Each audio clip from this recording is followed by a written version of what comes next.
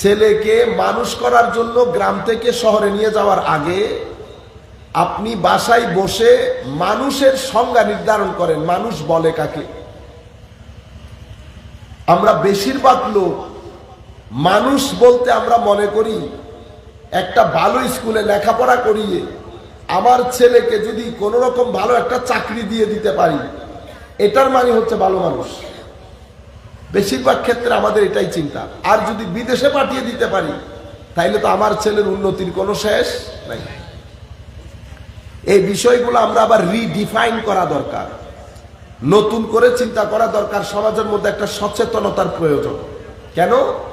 কারণ যেই পরিস্থিতিতে আমরা বসবাস করছি সেই পরিস্থিতিতে আমরা বেশ কিছু জিনিসের সম্মুখীন। প্রথম, আমাদের ঈমান, আকীদা এবং আখলাক, এই দুইটা জিনিস চতুর্মুখী হামলার শিকার। ঈমান আকীদার ক্ষেত্রে দুইটা জিনিস গুরুত্বপূর্ণ, একটা তাওহীদ, একটা রিসালাত। 7 স্তম্ভ আছে, সেটা যাচ্ছি না। তাওহীদ এবং রিসালাত গুরুত্বপূর্ণ, কিন্তু আধুনিক চিন্তা চেতনা, আধুনিকতা, বিজ্ঞান এগুলা এসে আমাদের ঈমান থেকে আল্লাহ, পরকাল, এই বিষয়গুলা আমাদের যে গ্রিপ সেটা লুজ করে ফেলতেছে। সেই কারণে ছেলেরা আর মসজিদে যেতে চায় না। কবর ছেলেদেরকে এত বেশি ইম্প্যাক্ট করে না। ছেলেরা যার জন্মত করে লাইফ স্টাইল লিড করতেছে। ছেলেরা তো মুরব্বির দিকে দাবিয়ে যায়, ভয়ও করে না একবার। কেন? কারণ এই জায়গাগুলাতে তাদের বিশ্বাস একেবারে নড়েবড়ে হয়ে গেছে। আবার ধর্মের পোশাকে আমরা অনেক মানুষ ছেলেদেরকে এসে কেউ বলি না মাযহাব নাই, কেউ বলি হাদিস নাই, কেউ বলি নবী শেষ নবী না, না না না না, কেউ বলি নবী আমার মতো। এক একজনের এক এক মন্তব্য।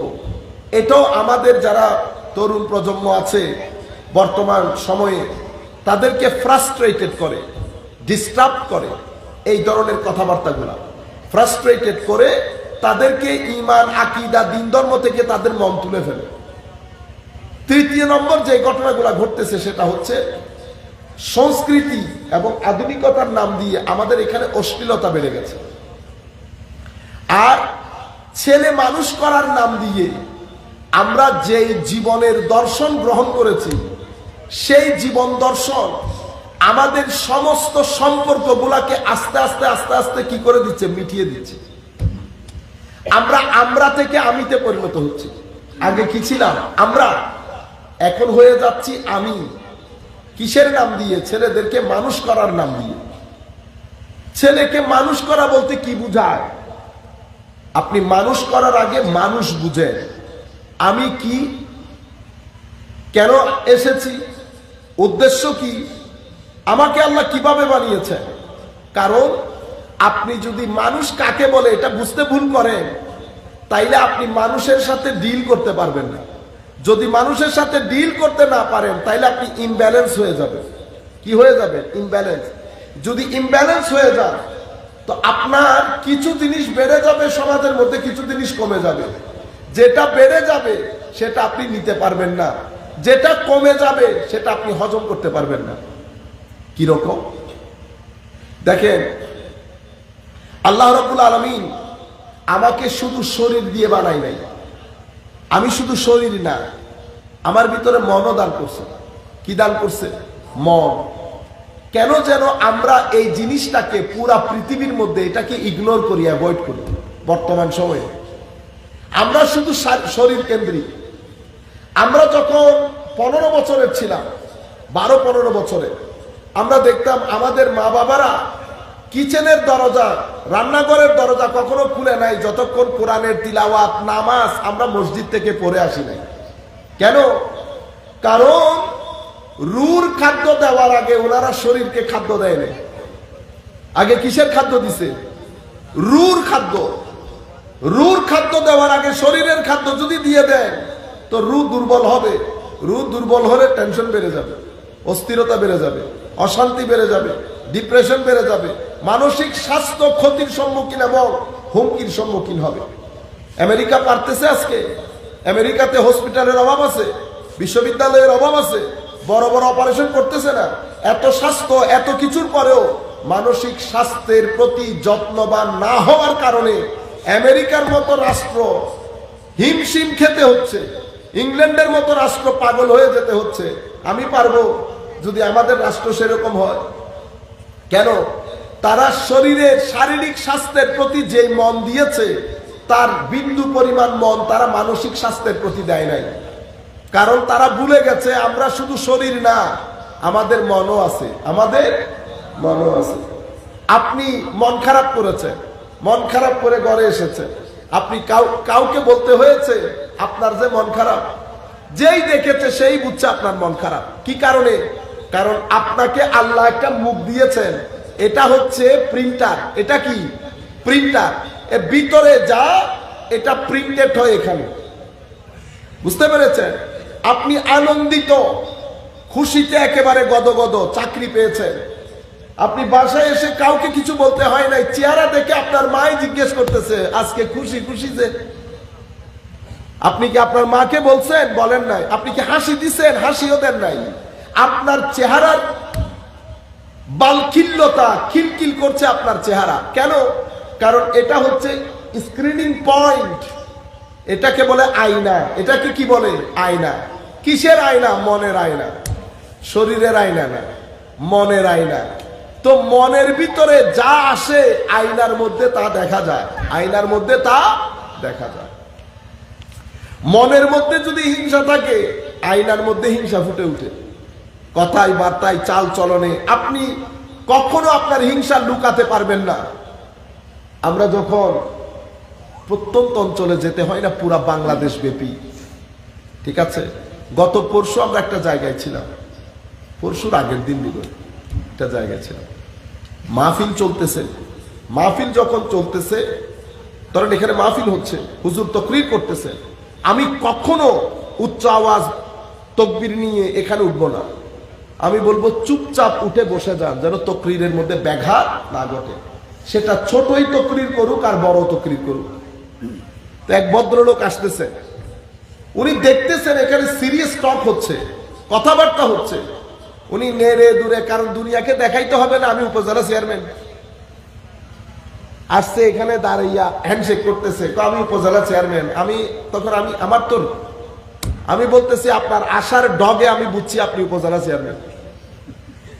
আপনি আপনার আশা ডগে বুঝছি। এখন ডগ তো সে বুঝে না, এটা সিটিংয়ে ভাষা, তবে সে বুঝছে যে আমি অসম্ভব মাইন্ড করছি এটা। ইভেন আপনি সিম্পল সামান্য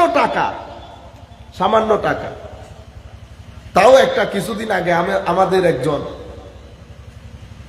ওদের ছোট ভাই আশেপাশে বসতো না কোনোদিন, যে একটু টাকা পয়সা হচ্ছে, কতক্ষণ পরে আমি মাথায়ও নাই, সেই যে চেয়ারে বসে লম্বা টাইম পা এক জায়গায় সে এক জায়গায়, হঠাৎ করে আমি দেখলাম যে কিরে কি ঘটনা।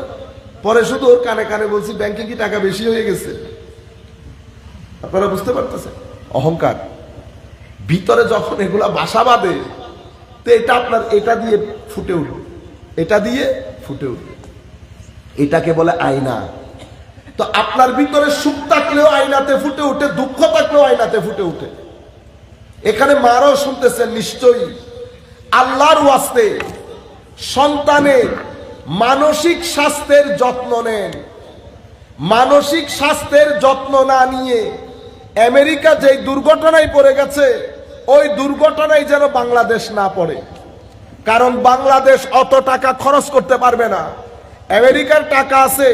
সেই কারণে তারা তাদের ছেলেদের ডিপ্রেশন, হতাশা ঠেকাতে বছরে মিলিয়ন মিলিয়ন ডলার খরচ করে। তাদের টাকা আছে, তারা খরচ করুক। তাদের ছেলেরা শু করে 18 জন মেরে ফেলে এমনি করে এসে কি মানসিক সমস্যা। দুইটারে ধুলাই দিলে তৃতীয় দিন আর কেউ আসবে না, মানসিক সমস্যা। আমি একজনকে বলতেছি, এটা মানসিক সমস্যা বন্ধ হওয়ার না, নর্মাল আমাদের দেশীয় পুলিশ। আল্লাহ আপনাদের এই কথাগুলো বড় খারাপ লাগে। 18 জন ওইসা মাইরা ফেলছে 14 বছরের পোলা, মানসিক সমস্যা। আল্লাহ কিচ্ছু করতে হবে না, আমাদের থানা থেকে সিম্পল একজন হাবিলদার এনে ছাইরা দেন, 1 ঘন্টার ধুলাই করলে বাকি 1 বছর আর কেউ এই কাজ করবে না। আপনারা বুঝতে পেরেছেন? বিচার করার কেউ নাই। যার সন্তান গেছে সে বুঝে কি গেছে। এটা কি একদিনের ঘটনা? একদিনের ঘটনা, প্রত্যেক সপ্তাহ প্রত্যেক মাসের ঘটনা। আর তারা আমাদেরকে এখানে এসে গণতন্ত্র শিখায়। বুঝতে পেরেছেন? এখানে গাইরতালা লোকও চলে গেছে, ইংরেজি জানা লোকও চলে গেছে। এখন আমাদের এখানে তো সাদা স্কিন দেখলে আর দুনিয়াতে থাকে না। সাদা স্কিন দেখলে সবাই স্যার। আমাদের এখানে একজন বড় লোক গেছে ওখানে ইংল্যান্ডে, তো ঘুরাইতেছি তো স্যার স্যার হলো ভাই কি শুরু করে দিচ্ছে, গ্যারেজ মিস্ত্রি। এখানে গ্যারেজ আছে, তো গ্যারেজে যারা কাজ করে তারও এই দেশের লোক। আপনি সবাইকে স্যার ডাকতেছেন কেন? এখানে সিস্টেম হচ্ছে নাম ধরে ডাকা। আপনি স্যার ডাকিয়েন না। এখানে যেমন ধরেন আমাদের ওই এখনকার প্রেসিডেন্ট, ঠিক আছে, তো প্রেসিডেন্টকে আপনি মিস্টার প্রেসিডেন্ট বলতে পারেন, মিস্টার প্রাইম মিনিস্টার বলতে পারেন, কিন্তু স্যার না। আমি স্যার বলবো কেন? আপনি আমার পড়াইছেন না। কিন্তু আমাদের হচ্ছে ভীতির মধ্যে পড়ে যায়। আমরা আমাদের ভীতি দুই কারণে। একটা হচ্ছে আমরা অসৎ। কি অসৎ? হাত কোন জায়গায় কত জায়গায় দিয়ে পকেটে ঢুকাইছি এটা তো ও জানে, এই জন্য ইজ্জত বাচ্চা চলে আসি। কিন্তু আমাদের মধ্যে যদি সৎ লোক থাকতো, জানার লোক থাকতো, তাইলে বলে না চিটেঙ্গে বাসায় বাবা ছোটাই ফেলতু, বাবা ছোটাই ফেলতু। কিন্তু এখানে তারা এসে আমাদেরকে শিখাই চলে যায়। অথচ ওদের দেশের ড্রাগ ডিলিং আমাদের দেশের চেয়ে বেশি। বরং তাদের ড্রাগ ডিলিং এর তুলনায় আমাদের দেশেরটা কিছুই না। তাদের রেপ অনেক বেশি, ক্রাইম বেশি, ডিভোর্স বেশি, মেন্টাল ইলনেস, মানসিক স্বাস্থ্য আমাদের চেয়ে অনেক খারাপ। তাদের স্বাস্থ্য ব্যবস্থা আমাদের চেয়ে ভালো, কোনো সন্দেহ নাই। আবার আমাদের মানসিক স্বাস্থ্য তাদের চেয়ে অনেক ভালো, এটাতেও কোনো সন্দেহ নেই। আমরা এমনিতে মানুষ, আমাদের যেটা খারাপ সেটা খারাপ, আমি তো মানতেছি। আমরা মানুষ খারাপ, আমরা মিথ্যা বলি, আমরা বাচ্চার দুধের মধ্যে মিশাই, আমরা মানুষকে 3 নাম্বার 10 নাম্বার জিনিস খাওয়াই, আমরা লাগাতার মিথ্যা বলতে পারি, লাগাতার প্রতারণা করতে পারি, লাগাতার জুলুম করতে পারি। এটা আমাদের ক্যারেক্টার হয়ে গেছে, কিছু করার নেই। সেই কারণে আমরা ভুগতেছি। কিন্তু আমি আপনাদেরকে বলতেছি, মানসিক স্বাস্থ্য যত্ন না নেওয়ার কারণে আমেরিকা যে দুঃসহ পরিস্থিতিতে, ইংল্যান্ড যে দুঃসহ পরিস্থিতিতে, ইউরোপিয়ান কান্ট্রি যে দুঃসহ পরিস্থিতিতে পড়েছে, সেটাকে আমরা করতে চাই? আমরা করতে চাই না ওইটাতে। কিন্তু আমরা আস্তে আস্তে ওইদিকে হাঁটতেছি।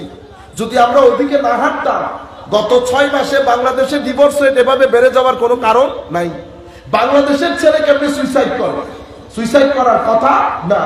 আপনি আমাদের দেশের হত্যাগুলা যদি এখন দেখেন, ছেলে বাবাকে এত টুকরা করার কথা ছিল, কেন করছে? কারণ আপনার মানসিক স্বাস্থ্য আস্তে আস্তে, আপনি ইমাম মেনে নিয়েছেন না, ইমাম বার্গার ছাড়া খাইতেছেন না, চিকেন ফ্রাই বাদে খাইতেছেন না, তাদের মতো করে চলতেছেন, কানের ভিতরে কি একটা ঢুকে এমনি এমনি করেন তাদের মতো করে। তো তাদের মতো যদি করেন, ওই তাদের মতো এটা ভোগ করতে হবে। বুঝতে পেরেছেন? আমরা ওই জায়গায় যেতে চাই না। 13 বছরের মেয়ে বাবাকে না জানিয়ে ঘরের বাইরে যাবে, এটা আপনি মেনে নিতে পারবেন? তো আপনি ওই রাস্তায় কেন হাঁটবো? আমি ওই রাস্তায় হাঁটতে চাই না। এখন ওই রাস্তায় হাঁটতে যদি না চাই, তো আমাকে কি করতে হবে? আমাকে আমার ধর্মের দিকে ফেরত আসতে হবে, আমার দ্বীনের দিকে ফেরত আসতে হবে। কেন?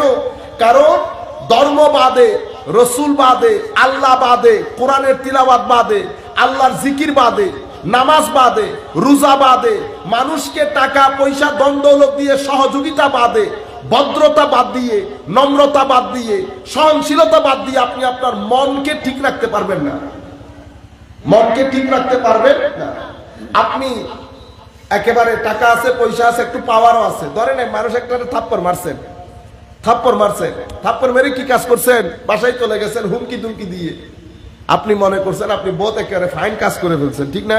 আপনি কিচ্ছু করেন নাই। আপনি আপনার মানসিক স্বাস্থ্যের মাথার উপরে ইট দিয়ে বাড়ি মারছেন, ইট দিয়ে বাড়ি মারছেন। আপনি মানসিক স্বাস্থ্য ঠিক রাখতে পারতেন যদি ধৈর্য ধারণ করতেন। সে কারণে আবার আল্লাহ বলতে বলতে আপনাদেরকে শুধু ধৈর্য ধর এত উদ্বুদ্ধ করেছে কোরআন এবং হাদিসের মধ্যে। শেষ পর্যন্ত আমার আল্লাহ বলতেছে, ওরে বেটারে, ধৈর্য ধরলে আমি তোর সাথে থাকবো, ধৈর্য ধরলে আমি তোর সাথে থাকবো। কেন বলছেন আল্লাহ? কারণ ধৈর্যের মাধ্যমে মানসিক স্বাস্থ্য অসম্ভব ভালো থাকে এবং আমার আল্লাহ খুশি হন, রসুলও খুশি হন, কবরের জগৎ আলোকিত হয়। কিসের মাধ্যমে? ধৈর্যের মাধ্যমে।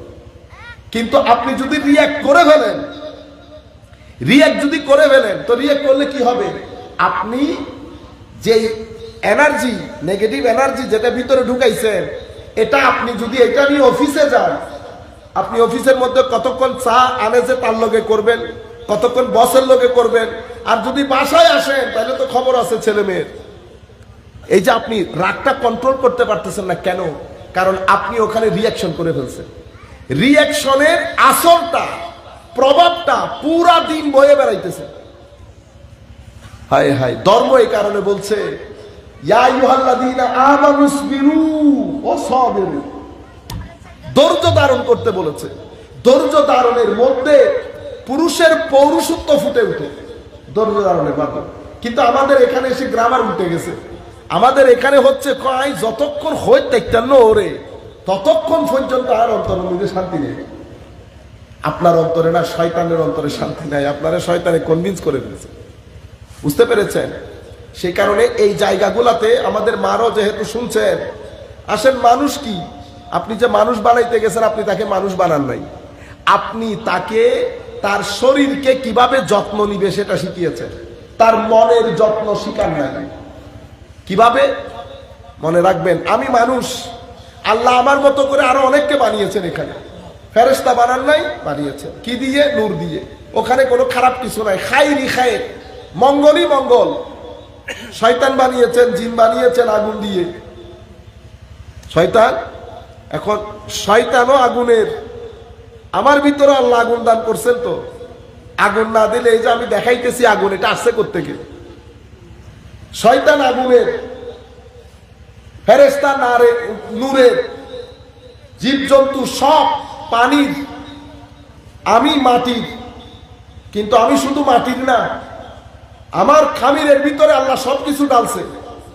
আমার খামির যখন তৈরি করতেছেন, সেখানে পানি লাগছে, মাটি লাগছে, হাওয়া লাগছে, আগুন লাগছে, অতঃপর সেখানে আল্লাহ রাব্বুল আলামিন নূর দান করেছেন। সেই কারণে আমি ফেরেশতার বৈশিষ্ট্য ধারণ করি, কিন্তু আমি নিরেট ফেরেশতা না। আমি শয়তানের বৈশিষ্ট্য ধারণ করি, আমি নিরেট শয়তানও না। হাইওয়ানের বৈশিষ্ট্য ধারণ করি, নিরেট হাইওয়ানও না। আমি কে? আমি ইনসান। সব কিছুর কম্বিনেশন আমার ভিতরে আছে। এখন আল্লাহ, আমি এখন কি করব? আমার আল্লাহ কি করলেন? হেদায়েতের জন্য কোরআন দিয়েছেন, কোরআনের জন্য তরবিয়ত দিয়েছেন, প্র্যাকটিক্যাল নমুনা। কোরআন তো আমার জন্য, কোরআন একজন পড়ছে তো আমি শুনছি, কিন্তু আমি প্র্যাকটিক্যাল নমুনা দেখতে চাই। যেমন কোরআন বলছে ওয়ালানাবলুওয়ান্নাকুম বিশাইইম মিনাল খাউফি ওয়াল জুই ওয়া নাকসিম মিনাল আমওয়ালি ওয়াল আনফুসি ওয়াত তামারাত ওয়া বাশশিরিস সাবিরিন।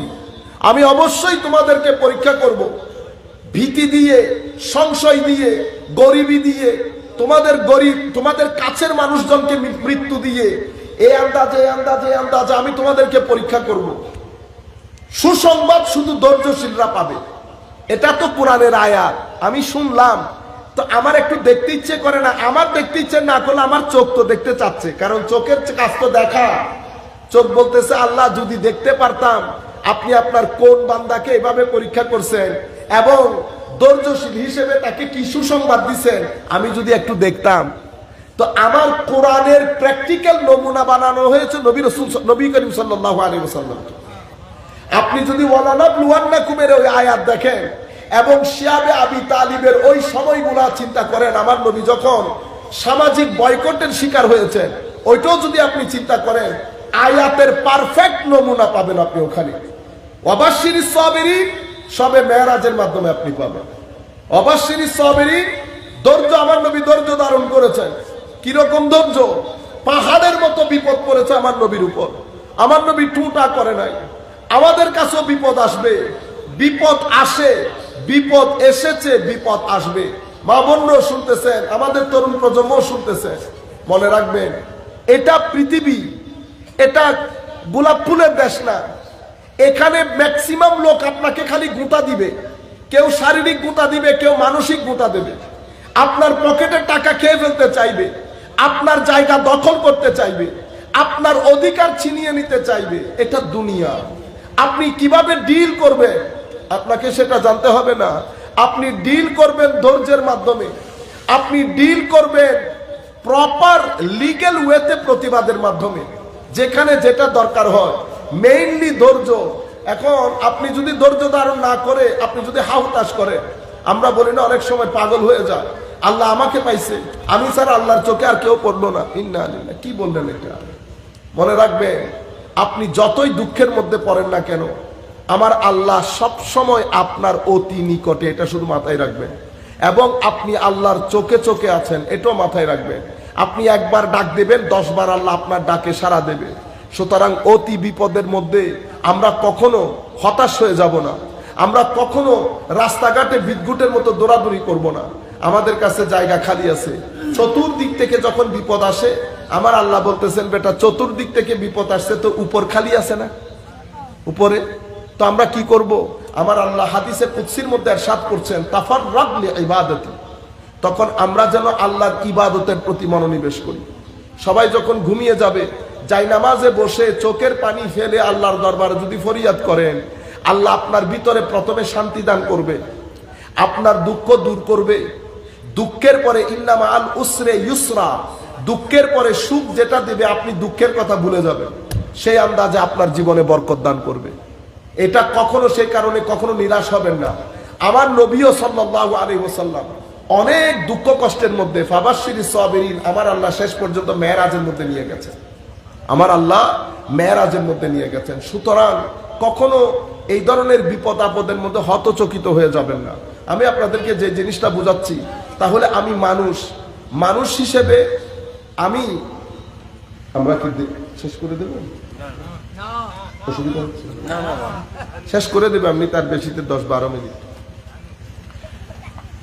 আল্লাহুম্মা সাল্লি আলা সাইয়্যিদিনা মাওলানা মুহাম্মদ ওয়া আলা আলি সাইয়্যিদিনা মাওলানা মুহাম্মদ।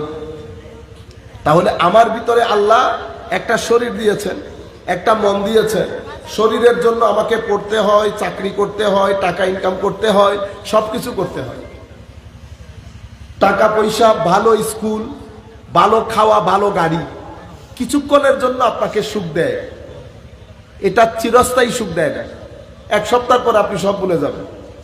মার্সিডিস মার্সিডিস মার্সিডিস দেয় আপনারে, মার্সিডিস বেশিতে 1 মাস আপনার মনে থাকবে, তারপর আপনি মনে করবেন দূর রিক্সা আর অনেক ভালো।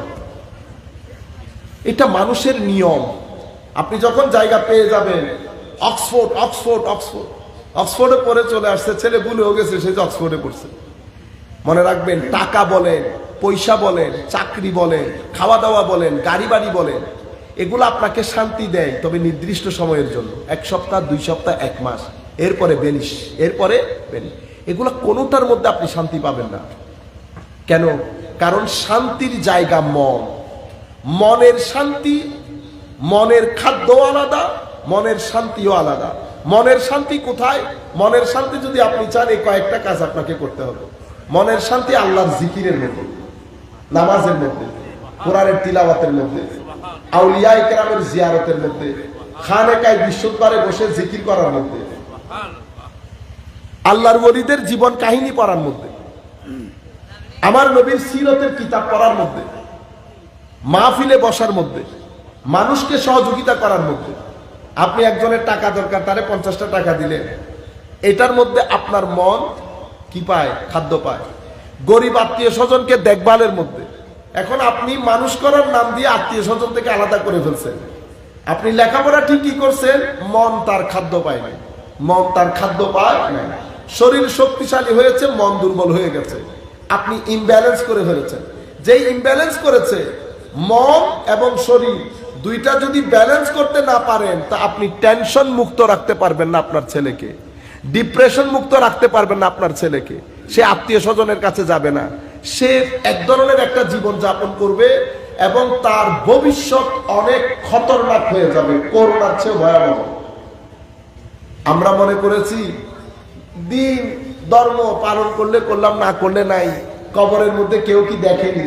আমি আপনাকে এতক্ষণ পর্যন্ত যে কথা বলতেছি, একটা কথা কবরের বলি নাই, দুনিয়ার বলতেছি। আপনি আমার নবীর দিন বাদ দিয়ে আপনি দুনিয়ার মধ্যে যদি শান্তি পাইতেন, তো আমেরিকাওয়ালারা শান্তি কিনে, পৃথিবীর থেকে শান্তি কিনে আমেরিকাওয়ালারা ওখানে স্টকের মধ্যে রেখে দিত। কিন্তু শান্তি নাই, শান্তির খোঁজে এখানে আসে, শান্তির খোঁজে পৃথিবীতে ঘোরে। সম্মানিত উপস্থিতি, শান্তির মূল জায়গা তৌহিদ। শান্তির মূল জায়গা কি? তাওহীদ। তাওহীদ হচ্ছে আমাদের ঈমানের প্রাণ, আমাদের ঈমানের মূল, আমাদের ঈমানের শিকড় হচ্ছে তাওহীদ। তাওহীদের চাবি হচ্ছে রিসালাত। তাওহীদের চাবি কি? রিসালাত। রিসালাতের মূল শিকড় হচ্ছে আনুগত্য তথা এতাত। আর এতাত এবং আনুগত্যের চাবি হচ্ছে মহব্বত। কয়টা পাইলে? চারটা জিনিস। একটা হচ্ছে আমাদের ঈমান। ঈমান বাদে মনের খাদ্য আসবে না, মনের খাদ্য আসবে না। আপনারা আমাদের মারা রেগে যান, ছেলে যখন বউ নিয়ে কক্সবাজারে গেছে, আমাদের মারা রেগে যান, মন খারাপ করে। মারা যদি শুনে থাকেন, মাদেরকে বলতেছি, সব জায়গায় মন খারাপ করতে হয় না, সব জায়গায় মন খারাপ করতে হয় না। বরং ছেলেদেরকে বলেন আমাকেও নিয়ে যাও, পৃথিবী দেখবেন, সৌন্দর্য দেখবেন। এখন ছেলেরা সৌন্দর্য কি দেখবে? ছেলেরে নিয়ে গেছি জাফলগে, সুন্দর না?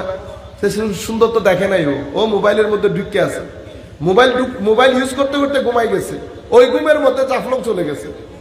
এগুলা করবেন না। পৃথিবী দেখবে, ঘরে বসে সুবহানাল্লাহ সুবহানাল্লাহ সুবহানাল্লাহ যদি 1,00,000 বারও বলেন, ওই সোয়াব হবে না যেই সোয়াব আল্লাহর দুনিয়া দেখার পরে মন থেকে যখন বলবেন ও সুবহানাল্লাহ, আপনি যখন এটা মন থেকে বলবেন, ওইটা যেই জিন্দেগি আপনার রুর ভিতরে সঞ্চালিত করবে, এটা আপনি তসবির মধ্যে 1000 বার বললেও ওই জিন্দেগি আসবে না।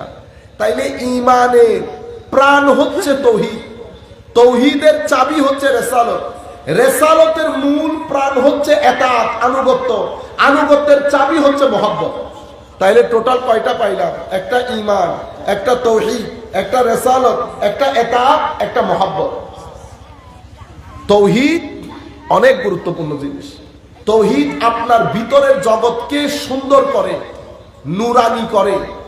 আমাদের আফসোসের বিষয় হচ্ছে সবকিছু নিয়ে আমরা ডিভিশন করে ফেলেছি। কিছু স্টেজের মধ্যে আমরা শুধু তাওহীদের কথা বলি এবং নামাজ দোয়ার কথা বলি, এতাত সুন্নতে রাসূল। এখানে রিসালাতের কথাও নাই, মহব্বতের কথাও নেই। সেই কারণে এই ধরনের স্টেজে যারা যায়, এই ধরনের বক্তার বক্তব্য যারা শুনে, এই ধরনের ওয়াজে যারা বসে, তারা নামাজ পড়ে, আমল করে অনেক, কিন্তু মহব্বত, শবে বরাত, মুহররম, এটা তাদের ভিতরে বিন্দু পরিমাণ দাগ কাটতে পারে না। যাই একেবারে রবিউল আউয়াল শরীফও চলে যায়, ভিতরে কোনো আওয়াজ নাই, নাকের মধ্যে বিরিয়ানির খুশবু পর্যন্ত লাগে না। আপনি এভাবে এক পেশে হয়ে গেছেন। আবার আরেক পাশের মধ্যে শুধু রিসালাত এবং মুহাব্বত, তাওহীদের আলোচনাও নাই, সুন্নতে রাসূলের আলোচনা সেই অর্থে নাই। ইনাদের অডিয়েন্সের মধ্যে, মানে আমাদের অডিয়েন্সের মধ্যে নামাজের প্রতি সেই গুরুত্ব, কারণ তারা ভিতর থেকে একটা আত্মতুষ্টিতে ভুগে যে নামাজ না পড়লে হুজুর বলছে তো মহব্বত হইল আসল, মহব্বত হইল আসল, নামাজ দোয়া পড়তে হয় না। সেই কারণে আমাদের এখানে নামাজ দোয়া কম। নামাজ দোয়া যিনি মাহফিল করতেছে, উনি কিন্তু মাহফিলের দিন আসরের সময় টুপিটা পড়ছে, ওই দিন ফজরের নামাজ, জোহরের নামাজ আল্লাহ পাক জানে, ইল্লা মাশাআল্লাহ, সবাই তার এক ধরনের না। আমি বেশিরভাগ বলতেছি আপনাদেরকে, সব ডিভিশন হয়ে গেছে। না, ডিভিশন হবে কেন? একসাথে করি। তাওহীদের কথা যিনি বলবেন, উনি রিসালাতের কথা বলবেন, যেভাবে আমরা এখন বলতেছি। সুন্নতে রাসূলের কথা যিনি বলবেন, উনি মুহাব্বতে রাসূলের কথা বলবেন। তাহলে তো আর ঝগড়া থাকলো না। আপনারা বুঝতে পেরেছেন? আমাদের এখানে আবার সুন্নতে রাসূল আমাদের ইন্টারেস্ট অনুযায়ী মিঠা খাইতে হবে, এটা সুন্নতে রাসূল। ও ভাই, একদিন না খাইয়া থাকা, এটাও সুন্নতে রাসূল। শুধু মিঠা খাওয়া সুন্নত না, হরদম সত্য কথা বলো, এটা আমার নবীর সুন্নত। মানুষের সম্মানে একেবারে এক পাশে রাস্তার নিচের দিকে তাকিয়ে হাঁটা, এটা আমার নবীর সুন্নত। পকেটে যা আছে মানুষকে দিয়ে দাও, এটা আমার নবীর সুন্নত। আপনি শুধু মিঠা খাওয়া সুন্নত পাইলেন, আরেকজন শুধু দাড়ির মধ্যে সুন্নত। কোন জায়গায়? দাড়ির ভিতরে সুন্নত। কিন্তু মানুষের সাথে সদ্ব্যবহার করো যে সুন্নত, সেটা সে জানে না। সেই কারণে গাল ভর্তি দাড়ি। কিন্তু কিছুদিন আগে একটা প্রোগ্রামের মধ্যে আপনারা দেখছেন হয়তো, মানুষই মানুষ।